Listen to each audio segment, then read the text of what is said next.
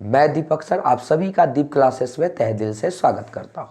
आज के क्लास में हम लोग करने वाले हैं क्लास 10th के स्टूडेंट के लिए बहुपद का थ्योरी और फॉर्मूला। बहुपद से रिलेटेड जितने भी कॉन्सेप्ट होंगे, थ्योरी होंगे और जितने भी फॉर्मूला होंगे, आज के क्लास में हम लोग उस सभी को क्या करेंगे, डिस्कशन करेंगे। ठीक है ना। तो एक एक करके हम डिस्कस करते हैं। सबसे पहले आपके एग्जाम में पूछे जाते हैं कि बहुपद को पहचाने, मतलब निम्नलिखित में से दिया हुआ कौन बहुपद है और कौन बहुपद नहीं है। तो सबसे पहले हम लोग इसको समझते हैं।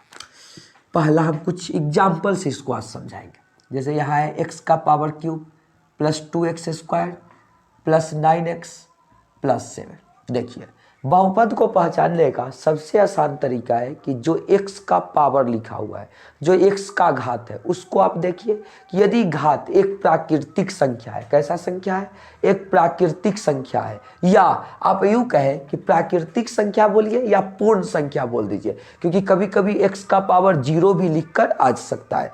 तो जो x यानी कि जो चर का घात है, जो चर का घात है, वह यदि पूर्ण संख्या है, पूर्ण संख्या कौन कौन, 0 1 2 3 4 डॉट डॉट डॉट, इसमें से कोई है, तो आप कह दीजिए कि दिया हुआ जो आपका व्यंजक है वह एक बहुपद है। हाँ, दूसरा बात ध्यान क्या रखना है कि जो बहुपद है उसका चर कभी भी मतलब कि हर में नहीं आना चाहिए। हमेशा जो चर है वो आपका ऊपर होना चाहिए, अंश में होना चाहिए। ठीक है ना। तो यहाँ देखिए x का पावर 3, तो 3 क्या है, एक पूर्ण संख्या। 0 1 2 3 4 में 3 आ जाएगा, 2 भी आ जाएगा। x का पावर यहाँ कुछ नहीं है तो 1 है, तो यह एक बहुपद है। तो यह आपका बहुपद है, कोई प्रॉब्लम नहीं है। आगे देखिए दूसरा नंबर, x का power 7 plus 3x6 plus 9x square plus 8। कोई बोले कि बहुपद है, हाँ बिल्कुल बहुपद। देखिए x का पावर 7 है, यहाँ कितना है घात, 6 है, 2 है, और यहाँ पे कोई भी घात नहीं है। कोई घात नहीं है मतलब x का पावर 0 है, क्योंकि x का पावर 0 जो होता है वो कितना के बराबर होता है, 1 के बराबर होता है। किसी का जब घात आप 0 कीजिएगा तो वह कितना के बराबर हो जाएगा, तो 1 के बराबर हो जाएगा। तीसरा ऑप्शन देखिए, x का power 1/2 plus 3x square plus 7x plus 9। ये आपका बहुपद है कि नहीं है, ये बहुपद नहीं है।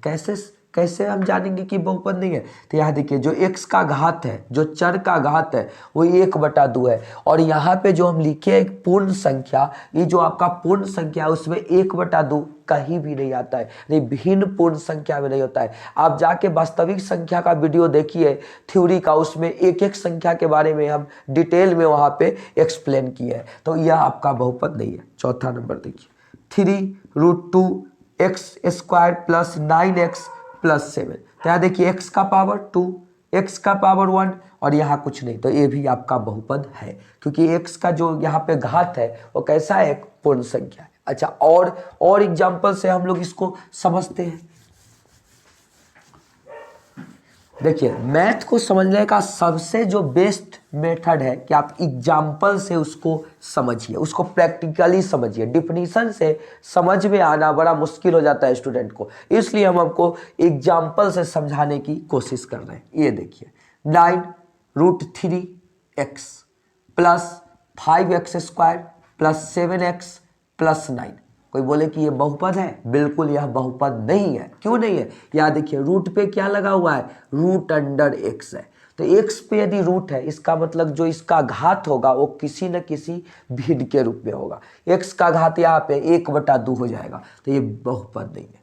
यहाँ देखिए x का पावर 3, x का power -2 plus 7x square plus 8, ये आपका बहुपद है, ये बहुपद नहीं है। क्यों नहीं बहुपद है, क्योंकि जो x यहाँ जो चर का घात है वो माइनस में आ गया, और पूर्ण संख्या जो होता है फिर से हम बता देते हैं क्या होता है, 0 1 2 3 4 5 6 ये होता है। पूर्ण संख्या में माइनस नहीं आता है, कोई भिन्न का संख्या नहीं होता है, तो ये भी आपका बहुपद नहीं है। अच्छा, ये देखिए 1/x-1 प्लस 9x प्लस 7, ये आपका बहुपद है, बिल्कुल बहुपद नहीं है। हाँ, यहाँ पे देखिए ये जो चर है वो चर कहाँ आ गया, हर में आ गया, और कभी भी बहुपद में चर हर में नहीं आता है। बहुपद जब भी होगा तो एक आपका लिनियर ही होता है, एकदम इस तरह से लिखा रहता है कि उसमें चर कभी भी हर में नहीं आता है। हर मतलब क्या होता है, ऊपर वाले को अंश बोलते हैं, नीचे वाले को हर बोलते हैं, तो ये भी आपका बहुपद नहीं है। ये देखिए x प्लस 1/x, तो यहाँ देखिए हर में आ गया x, तो ये भी आपका बहुपद बिल्कुल नहीं है।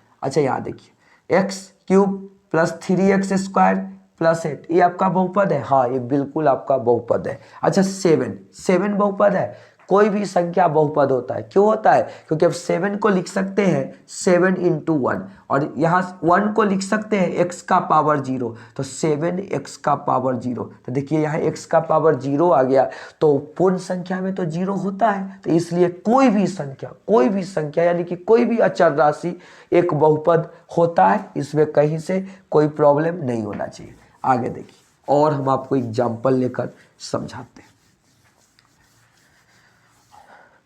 ax² plus bx plus c ये आपका बहुपद है, बिल्कुल बहुपद है। x का पावर 2 है, x का पावर 1 है। अच्छा y³ प्लस 3y प्लस 7 ये बहुपद है, हाँ बहुपद है। ये बहुपद y चर में है, जरूरी नहीं है कि बहुपद हमेशा x चर में भी हो, y में भी आ सकता है। अच्छा ये देखिए 3x - 2 ये आपका बहुपद है, नहीं बहुपद है, -2 आ गया। 3√x प्लस 7 बहुपद है, नहीं बहुपद है, x जो है रूट में आ गया, बिल्कुल बहुपद नहीं है। 1/x प्लस 1 ये बहुपद है, नहीं है बहुपद। अब यहाँ पे देखिए √x प्लस 7x² प्लस 9 है बहुपद, नहीं है। x का पावर -1/2 प्लस 7x - 9 है बहुपद, नहीं है बहुपद। अब आप लोगों को बहुपद पहचानने आ गया होगा। एक शब्दों में यदि आप लोग को कहा जाए तो पूर्ण संख्या जो है, यदि जो दिया हुआ बहुपद है उसमें जो भी चर है उसका जो घात है वह पूर्ण संख्या होना चाहिए, ठीक है ना। चलिए अब हम लोग समझेंगे बहुपद के प्रकार। बहुपद के कितने प्रकार होते हैं, तो आप लोगों को बहुपद का 6 प्रकार पढ़ना है, जिसका एक एक बहुपद का जो प्रकार है सभी के बारे में हम डिटेल में एक्सप्लेन करेंगे। पहला है आपका शून्य बहुपद, दूसरा है नियतांक या अचर बहुपद, तीसरा है रैखिक बहुपद, चौथा है आपका द्विघात बहुपद, पांचवा है त्रिघात बहुपद और छठा है द्विघात बहुपद, ठीक है ना। या इसको बोलते हैं चतुर्थ घात बहुपद, द्विघात बहुपद बोलिए, चाहे इसी का नाम है चतुर्थ घात बहुपद। चलिए अब हम लोग समझते हैं। शून्य बहुपद जो होता है वो उसका जो शून्यकों की संख्या है वो अपरिभाषित होता है, ठीक है। और यहाँ पर घात इसका अपरिभाषित होता है, याद रखेंगे। उसके बाद नियतांक या अचर बहुपद का जो शून्यकों की संख्या वो अपरिभाषित होता है, लेकिन घात इसका 0 होता है। तीसरा रैखिक बहुपद का रैखिक बहुपद है, इसका शून्यकों की संख्या 1 होता है, नाम है रैखिक बहुपद। रैखिक बहुपद चाहे एक घातीय बहुपद, तो शून्यकों की संख्या 1 और यहाँ पर घात भी 1 होता है। द्विघात बहुपद के शून्यकों की संख्या 2 और घात कितना होता है, घात भी इसका 2 होता है। अब त्रिघात बहुपद शून्यकों की संख्या 3 और यहाँ पे घात भी 3 होता है। द्विघात बहुपद या चतुर्थ घात बहुपद का आपका जो शून्यकों की संख्या 4 और यहाँ पे घात भी 4 होता है, ठीक है ना। आपको समझ में आ गया होगा। चलिए अब समझेंगे कि शून्य बहुपद किसे कहते हैं। तो जीरो जो होता है ना, जीरो को हम लोग शून्य बहुपद कहते हैं, जीरो को शून्य बहुपद कहते हैं। अब आप कहिएगा कि सर इसमें तो चर नहीं है, फिर आप इसको बहुपद कैसे कर रहे हैं? क्यों नहीं है, देखिए 0 × x का पावर 7 कर दिए, क्योंकि 0 में किसी से भी गुणा करने पर 0 आता है। तो देखिए यहाँ पे कितना आ गया, यहाँ पे चर x आ गया, x 7 आ गया। मन होगा तो 0 को हम लिख सकते हैं 0 y का पावर 7, हम 0 को लिख सकते हैं 0 x का पावर 13, हम 0 को लिख सकते हैं 0 x का पावर 25, हम 0 को लिख सकते हैं 0 x का पावर 13 प्लस 0 x का पावर 7 प्लस 0 x का पावर 9। तो 0 जो है वह एक बहुपद है और इसको शून्य बहुपद कहते हैं। अब बात है कि इसका शून्य क्या होता है। तो शून्य यहाँ पे अपरिभाषित होता है, क्योंकि यह खुद एक 0 है, ये इसमें चर नहीं होता है। यदि चर नहीं होता है तो यहाँ पे शून्यक जो होगा, यदि हम x का पावर 7 लगा दिए और x के जगह पे 1 रखे, 2 रखे, 3 रखे, 4 रखे या 5 रखे, कुछ भी रखे, और जो आएगा फिर 0 से गुणा होके तो 0 ही हो जाएगा। यदि 0 हो जाएगा तो आप ही बताएं कि शून्यकों की संख्या तो बहुत सारा मिलेगा, और बहुत मिलेगा तो इसको हम लोग क्या बोले, 1 की 2 बोले कि 10, माने कि अनगिनत हो गया। तो या तो आप अनगिनत बोल लीजिए या आप इसको अपरिभाषित बोल लीजिए। शून्यकों की संख्या बहुत होता है, यानी कि अनगिनत कह दीजिए या अपरिभाषित कह दीजिए, जो ऑप्शन में आपको मिले उसको आप लोग टिक आउट करेंगे। ठीक है, अब आगे बढ़ते हैं कि शून्य बहुपद। अच्छा, घात क्या होता है सर? तो घात भी इसका अनगिनत कहिए या अपरिभाषित कहिए। अनगिनत नहीं कहिए, यहाँ पे अपरिभाषित, क्योंकि घात यहाँ पे 7 आ रहा है, कभी 13 आ रहा है, कभी 25 आ रहा है, यानी कि घात के बारे में कुछ कहा नहीं जा सकता है। तो आप याद रखें कि शून्य बहुपद के घात और शून्यकों की संख्या अपरिभाषित होते हैं, जिसकी परिभाषा कहना कह ही नहीं सकते हैं। ठीक है, तो शून्य बहुपद आप लोग को समझ में आ गया होगा। हाँ, शून्य बहुपद का व्यापक रूप क्या होता है?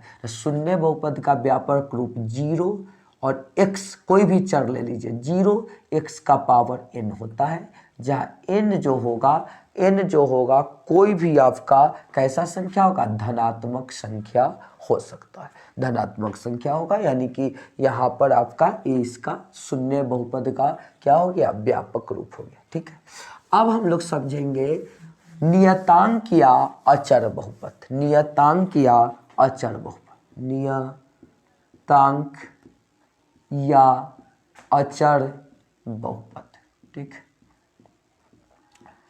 तो समझेंगे नियतांक यानी अचर बहुपद, मतलब कोई भी संख्या जो होता है उसको नियतांक या अचर बहुपद करते हैं। जैसे 5, 7, -3, 1/2, √x, इस सब का सब आपका नियतांक या अचर बहुपद है। कैसे बहुपद है? तो 5 को हम लिख सकते हैं 5 × 1, और 5 × 1 है तो 5 × x का पावर 0, क्योंकि किसी का पावर 0 कर देने से वह 1 के बराबर हो जाता है, घात 0 करने पर। 7 को लिख सकते हैं 7 × 1, 7x का पावर 0। -3 को लिख सकते हैं -3 × 1, -3x का पावर 0।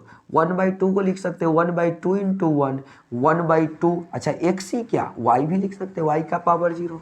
√x को √x × 1, तो √x लिख दिए, √5, √5 × 1, √5x का पावर 0।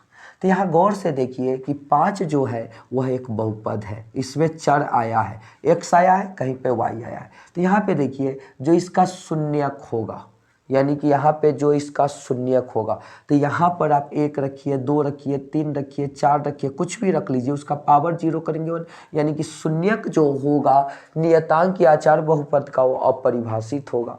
लेकिन जो इसका घात होगा, घात कितना आ रहा है, 0 आ रहा है। तो आप याद रखेंगे नियतांक बहुपद का शून्यक अनगिनत या अपरिभाषित होते हैं, लेकिन यहाँ पे इसका घात जो होता है वह कितना होता है, 0 होता है। और इसका जो व्यापक रूप होगा वो होगा kx का पावर n, kx का पावर n। ठीक है, चलिए अब जो आपके लिए इम्पोर्टेंट है एग्जाम के लिए वो है आपका रैखिक बहुपद, द्विघात बहुपद और त्रिघात बहुपद। ठीक है ना, तो रैखिक बहुपद आप समझेंगे। रैखिक बहुपद यानी कि इसी को बोलते हैं एक घातीय बहुपद, एक घातीय बहुपद, एक घातीय बहुपद। पहले हम जानेंगे कि रैखिक बहुपद एक घातीय बहुपद का व्यापक रूप क्या होता है। तो इसका व्यापक रूप होता है x + b, जहाँ a जो है वो 0 के बराबर नहीं होना चाहिए, क्योंकि यदि आप 0 कर दीजिएगा, a के जगह पे 0 आ जाएगा तो 0 × x 0 हो जाएगा, तो b हो जाएगा, तो ये किस बहुपद में बदल जाएगा। यदि आप a को 0 कर दीजिएगा तो यह एक नियतांक बहुपद हो जाएगा। तो ये भी पूछ सकता है कि ax + b में a को यदि 0 लेंगे तो ये कैसा बहुपद हो जाएगा, तो यह एक नियतांक बहुपद हो जाएगा। और ax + b जो है ये आपका रैखिक बहुपद का व्यापक रूप है। हाँ, रैखिक बहुपद का जो घात होता है, याद रखिएगा, रैखिक बहुपद का जो घात होता है, घात 1 होता है। ये कौन सी है, ये आपका इसका व्यापक रूप है। क्या है, व्यापक रूप है, यानी कि स्टैंडर्ड फॉर्म है।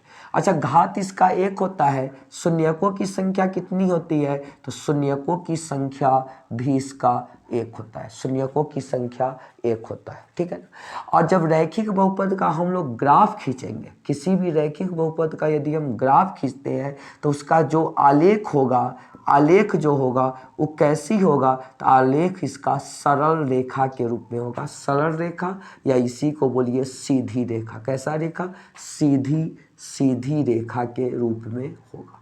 तो याद है आपको, तो ये आपका हो गया रैखिक बहुपद के बारे में हमने सभी बात बता दिया जो आपके एग्जाम में आ सकते हैं। अच्छा, रैखिक बहुपद का कुछ एग्जाम्पल ले लीजिए।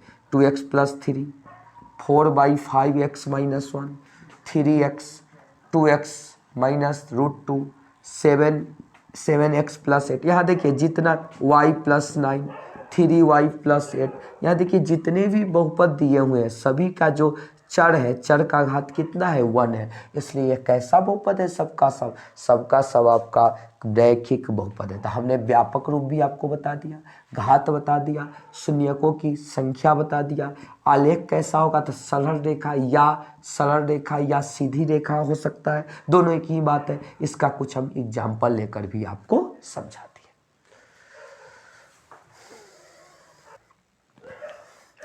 अब हम लोग समझेंगे द्विघात बहुपद के बारे में। द्विघात बहुपद के बारे में हम लोग समझेंगे। इस सबसे आपको एग्जाम में क्वेश्चन 1 मार्क्स के मिलेंगे, जो कि ये सेशन आपके लिए बहुत ही इम्पोर्टेंट होगा। तो इसको अपने दोस्तों में शेयर करें और पूरे वीडियो को एक एक पॉइंट को अच्छे से समझें, ठीक है ना।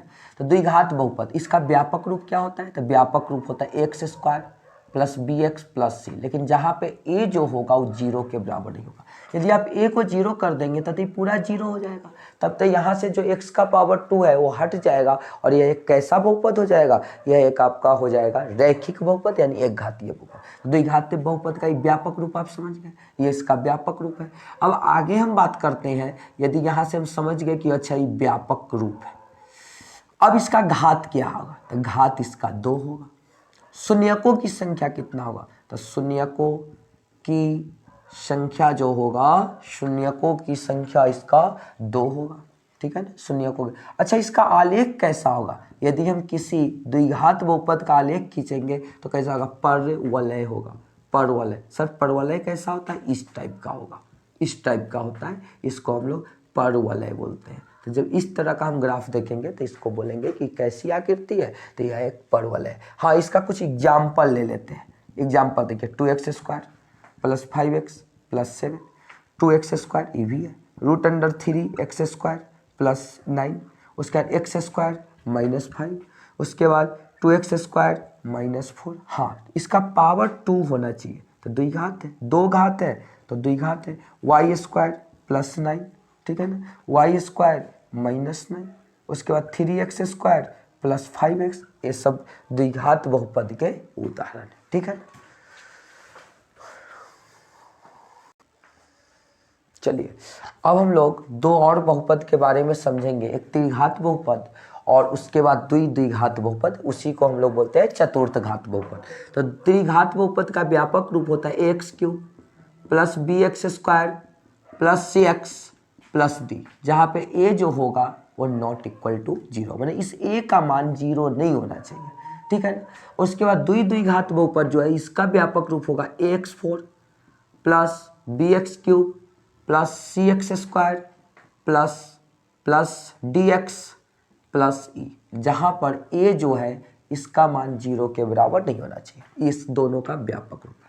सर इसमें घात कितना होगा, तो घात जो होगा त्रिघात बहुपद का वो घात 3 होगा। शून्यकों की संख्या कितना होगा, तो शून्यकों की संख्या जो होगी, शून्यकों की संख्या इसमें 3 होगी, शून्यकों की संख्या 3 होगी। सर इसका आलेख कैसा होगा, तो इसका भी आलेख परवलय के आकार का होगा, परवलय के आकार का होगा, ठीक है ना।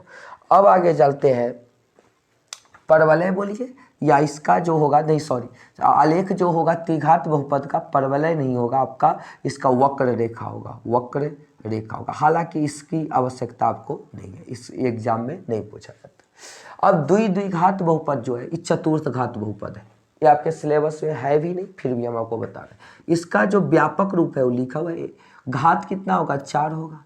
शून्यकों की संख्या की बात करें कि इसके शून्यकों की संख्या क्या होगी, तो इसके शून्यकों की संख्या 4 होगी। ठीक है,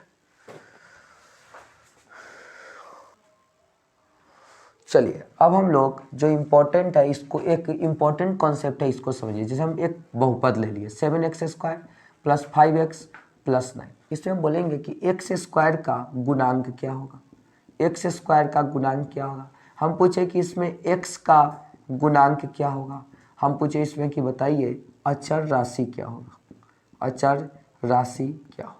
तो देखिए x² के पहले क्या दिख रहा है 7, तो x² का गुणांक 7 होगा। एक 1 मार्क्स में आपके एग्जाम में पूछे जा सकते हैं। यहाँ x का गुणांक क्या है 5 है, तो x का गुणांक क्या होगा 5 होगा। और जो बच गया ना उसको हम लोग बोलते हैं अचर राशि, जिसमें x लगा हुआ नहीं हो उसको हम लोग बोलते हैं अचर राशि। आगे देखिए एक और दिखाते हैं, -3x² माइनस x प्लस 9। यहाँ x² का गुणांक क्या होगा बताइए -3। x का गुणांक क्या होगा, तो x के पहले कुछ है नहीं है, मतलब 1 है और माइनस है तो -1, और जो बच गया वो अचर राशि है। अचर राशि कितना हो जाएगा 9। एक और एग्जाम्पल लेते हैं, x² माइनस 5x। तो यहाँ पे हम मुझसे पूछे कि x² का गुणांक क्या होगा, तो x² का गुणांक 1, x का गुणांक क्या होगा, तो x का गुणांक -5, और अचर राशि क्या है, तो इसमें अचर राशि नहीं है, यानी कि अचर राशि का मान क्या होगा 0 होगा। और एक ले लेते हैं, x² plus 5 minus 7x² plus 5, x² का गुणांक क्या होगा 7, x कहीं दिख रहा है नहीं दिख रहा है, तो x का गुणांक क्या होगा 0, और जो बच गया वो क्या हो गया अचर राशि। तो अचर राशि कितना हो जाएगा आपका यहाँ पे अचर राशि 7। तो एग्जाम में यदि कोई बहुपद दे दे और पूछे कि x² का गुणांक क्या होगा, तो 7 बताइए, x का गुणांक क्या होगा 5 बताइए, और जो बच गया उसको क्या कह सकते हैं आपकी यह एक अचर राशि है। ठीक है, अब हम लोग समझने वाले हैं कि द्विघात जो बहुपद होता है उसके शून्यकों और बहुपद के गुणांकों के बीच में कुछ संबंध होता है। जैसे मान लीजिए कि एक बहुपद है, द्विघात बहुपद है, x² plus bx plus c, ये आपका क्या है द्विघात बहुपद है, p ऑफ x बराबर इतना। आपसे पूछा जाए कि इसके शून्यकों का योग क्या होगा, तो हम मान लेते हैं कि इसके जो यदि द्विघात बहुपद है तो शून्यक 2 होंगे, एक शून्यक अल्फा और दूसरा शून्य क्या होगा, शून्य को इसका अल्फा और बीटा होगा। शून्य कौन कौन होगा, अल्फा होगा और बीटा होगा। यदि आपसे पूछे कि शून्यकों का योग बताइए, शून्यकों का योग क्या होगा, तो शून्यकों का योग हो जाएगा alpha plus beta equal to -b/a, -b/a sir, -b/a, minus और b का क्या मतलब है x का गुणांक, और यहाँ पे जो a है वो किसका गुणांक है x² का गुणांक। तो a आपको याद होना चाहिए, alpha plus beta equal to -b/a। खूब क्वेश्चन इस पे पूछा जाता है। शून्यकों का गुणनफल, शून्यकों का गुणनफल, शून्यकों का गुणनफल यानी कि अल्फा इंटू बीटा, शून्यकों का गुणनफल alpha into beta equal to c/a, ये आपको याद होना चाहिए। तीसरा जो फॉर्मूला आपके सामने है 1/अल्फा प्लस 1/बीटा, ये भी फॉर्मूला बहुत ही इंपॉर्टेंट है। इसका यदि आप एलसीएम लेते हैं तो अल्फा इंटू बीटा, और यहाँ से क्या आ जाएगा बीटा प्लस अल्फा, जिसको आप लिख सकते हैं alpha plus beta by alpha into beta. और अल्फा प्लस बीटा क्या है, अल्फा प्लस बीटा है -b/a और अल्फा इंटू बीटा है c/a, और a से एक कैंसिल हो जाएगा तो क्या आएगा -b/c। तो आपको क्या याद रखना है यहाँ से कि 1/अल्फा प्लस 1/बीटा इक्वल टू होता है -b/c। इसको आप लोग नोट कर लें। हाँ, आगे अभी कंटिन्यू करेंगे हम लोग। जो नेक्स्ट आपका फॉर्मूला है उसको आप लोग समझेंगे। नेक्स्ट फार्मूला कौन सा है कि यदि 4 नंबर फार्मूला की बात करें अल्फा माइनस बीटा की, ये भी बहुत ही इंपॉर्टेंट फार्मूला है। अल्फा माइनस बीटा बराबर अल्फा प्लस बीटा का whole square minus 4 alpha beta. तो पहले आप अल्फा प्लस बीटा का वैल्यू निकाल लीजिएगा, फिर अल्फा इंटू बीटा का, और यहाँ पे रख के आप इसको सॉल्व कर सकते हैं कि अल्फा माइनस बीटा क्या होगा। 5वां नंबर फार्मूला आप लोग ध्यान रखेंगे। 5वां जो फार्मूला है कि alpha by beta plus beta by alpha करके भी पूछा जा रहा है आजकल। तो ये क्या हो जाएगा, इसको फॉर्मूला अल्फा इंटू बीटा, ऊपर क्या हो जाएगा alpha square plus beta square. तो यहाँ से क्या हो जाएगा alpha square plus beta square, alpha plus beta का whole square minus 2 alpha beta by alpha into beta. तो अल्फा प्लस बीटा का वैल्यू निकाल लीजिएगा, फिर अल्फा इंटू बीटा का, और सभी जगह पे वैल्यू रख के आप निकाल लीजिएगा कि alpha by beta plus beta by alpha बराबर इतना होगा। ठीक है, दो जो इम्पोर्टेंट फॉर्मूला है जो आपके टारगेट बुक में भी दिया हुआ है और सही में काफ़ी अच्छा कॉन्सेप्ट है, क्या है उसको आप ध्यान से देखेंगे। क्वेश्चन में दिया रहता है कि किसी द्विघात बहुपद के दो शून्यक हैं लेकिन दोनों शून्यक एक दूसरे के व्युत्क्रम है। व्युत्क्रम का क्या मतलब है, एक दूसरे के उल्टा है। उल्टा मतलब कि अंश, उसका जो अंश है सो इसका हर है और इसका हर है उसका अंश है। जैसे कि एक आपका x square plus b x plus 7 x square plus b x plus c एक आपका बहुपद है पी ऑफ एक्स बराबर। इसके दो शून्यक कौन कौन है, इसका दो शून्यक है अल्फा और 1 बाई अल्फा। मतलब कि जो शून्यक है वो दो शून्यक है और दोनों एक दूसरे का क्या है व्युत्क्रमानुपाती है, यानी कि विलोमानुपाती है, व्युत्क्रम है। तो इसमें आप क्या याद रखेंगे, कैसे इस क्वेश्चन को बनाएंगे। तो यदि इस तरह का क्वेश्चन आ गया तो आपको पता होना चाहिए कि अल्फा इंटू बीटा बराबर होता है सी बाई ए। तो इसके लिए हम आपको शॉर्टकट बता देते हैं कि ए इक्वल टू सी होता है। इसमें क्या होता है ए इक्वल टू सी। और यदि आप इस पर क्वेश्चन देखना चाहते हैं तो बहुपद का जो वीडियो हम करवाए हैं ऑब्जेक्टिव का पूरा सीरीज है, यानी कि 77 या 78 क्वेश्चन जो है टारगेट बुक है, एक एक क्वेश्चन हम डिस्कशन किए हैं, प्लेलिस्ट में जाकर उसको देखिए, इस सब टाइप के क्वेश्चन वहाँ पे आपको मिल जाएंगे। तो ए बराबर क्या हो गया सी हो गया। यदि आपसे पूछा जाए कि एक बहुपद है पी ऑफ एक्स बराबर x square plus b x plus c और इसके शून्यक जो है दो शून्यक बराबर है, मतलब दोनों शून्यक बराबर है लेकिन चिन्ह में विपरीत है। मतलब एक अल्फा है शून्यक यदि एक अल्फा है तो दूसरा माइनस अल्फा है, तब इसके लिए आप क्या याद रखेंगे। तो यहाँ पे आपका जो याद रखना है आप लोग को, यहाँ पे आपको याद रखना है b इक्वल टू 0, यानी कि b का मान हमेशा 0 के बराबर होता है। तो ये दोनों जो कॉन्सेप्ट है ये भी, और दोनों क्वेश्चन जो है आपके टारगेट बुक में है और हमने उसको सॉल्व किया है, आपको डिस्कशन किया है, जाकर उस वीडियो को आप देख सकते हैं। ठीक है, अब हम लोग समझने वाले हैं त्रिघात बहुपद के शून्यकों और उसके गुणांकों के बीच के संबंध को। और जो त्रिघात बहुपद होता है यहाँ पे देखिए उसका व्यापक रूप हम बता चुके हैं, फिर से बता रहे, a³ plus b x square plus c x plus d. मान लीजिए कि इसका जो शून्यक है वो अल्फा है, बीटा है और गामा है। तो इसके बीच कुछ संबंध होता है शून्यकों और गुणांक, चरों के शून्यकों और चरों के गुणांकों के बीच, उसकी बात हम लोग करेंगे, चर नहीं गुणांकों के बीच। तो पहला formula alpha plus beta plus gamma equal to आप याद रखेंगे माइनस बी बाई ए। दूसरा alpha into beta plus beta into gamma plus gamma into alpha बराबर सी बाई ए।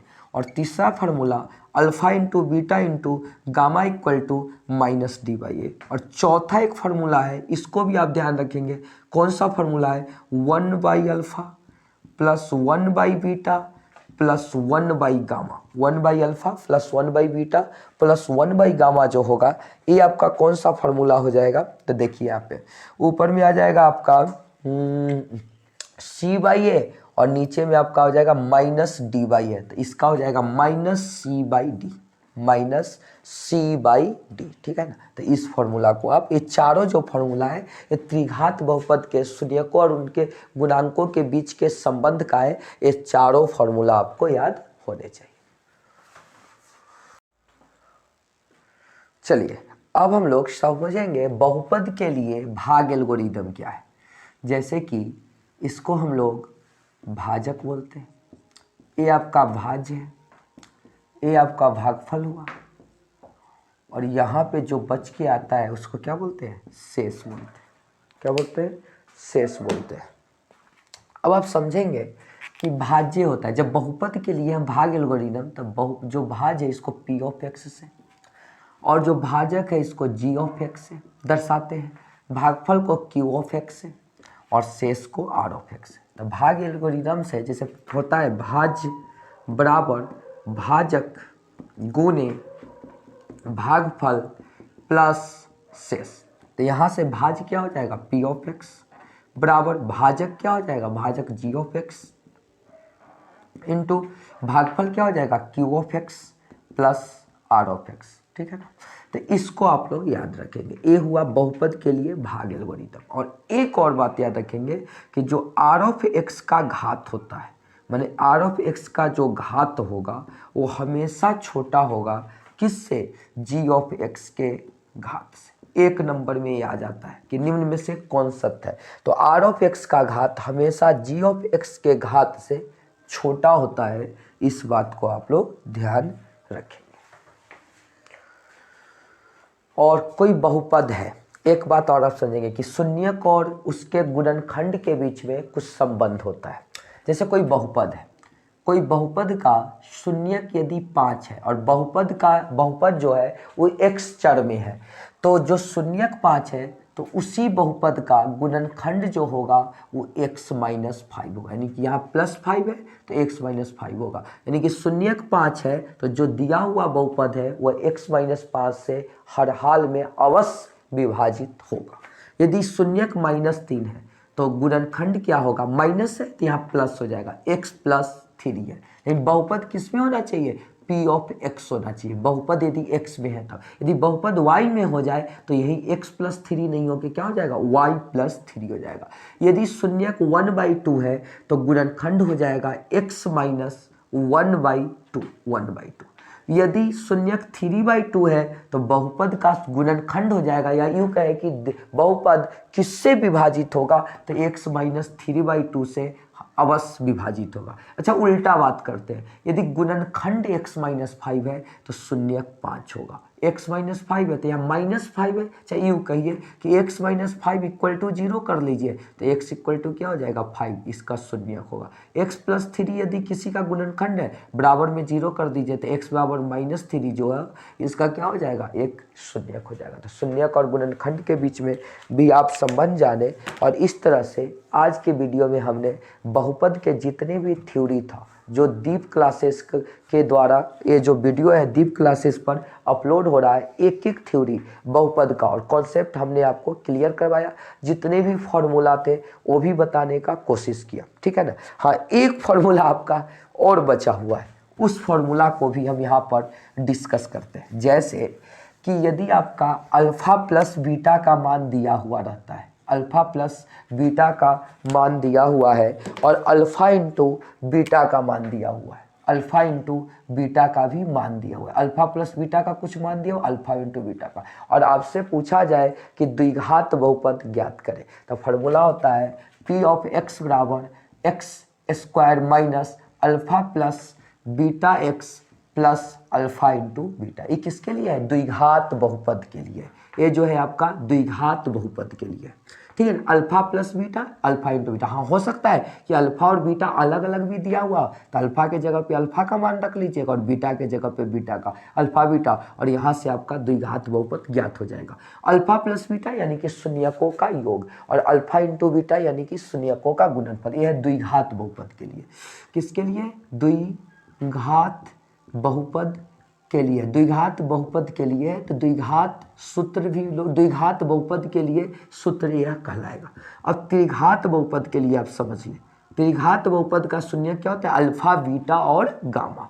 तो p ऑफ x बराबर हो जाएगा x³ minus alpha plus beta plus gamma x square plus alpha into beta plus beta into gamma plus gamma into alpha x और minus alpha into beta into gamma, minus plus minus. ठीक है ना। यह है त्रिघात बहुपद के लिए। जैसे कि alpha plus beta plus gamma यानी कि शून्यकों का योग, alpha into beta plus beta into gamma plus मैंने दो करके लेकर फिर उसके शून्यकों का योग, और यहाँ alpha into beta into gamma यानी कि शून्यकों का गुणनफल। यहाँ अल्फा बीटा गामा अलग अलग भी दिया हुआ रहे तो अल्फा के जगह पे आप अल्फा रख देंगे, बीटा के जगह पे बीटा और गामा के जगह पे गामा। इस तरह से एक भी कॉन्सेप्ट अब आपका छूटा हुआ नहीं है। लास्ट में एक बार हम आपको समझा देते हैं। जो आपका रैखिक बहुपद होता है उसका जो ग्राफ होता है वह एक सीधी रेखा होता है। द्विघात बहुपद का जो ग्राफ होता है यानी कि आलेख होता है परवलय होता है, और त्रिघात बहुपद का जो आलेख होता है वह एक वक्र रेखा होता है। और इसी तरह आपके बहुपद का जो क्लास है आज यहीं पे खत्म होता है। थ्योरी का क्लास था और ऑब्जेक्टिव जितने भी बहुपद से है वो सभी आपके प्लेलिस्ट में दिया हुआ है। टारगेट बुक से एक एक क्वेश्चन को हमने डिटेल में एक्सप्लेन किया है। तो यदि आपको वीडियो अच्छा लगता है तो अपने दोस्तों में शेयर कीजिए, और इस वीडियो में यदि आपको बेनिफिट हो रहा है तो इस वीडियो को लाइक कीजिए, चैनल को सब्सक्राइब कीजिए। मिलते हैं अगले वीडियो में, तब तक के लिए बाय बाय, टेक केयर, पढ़ते रहिए, मस्त रहिए, व्यस्त रहिए।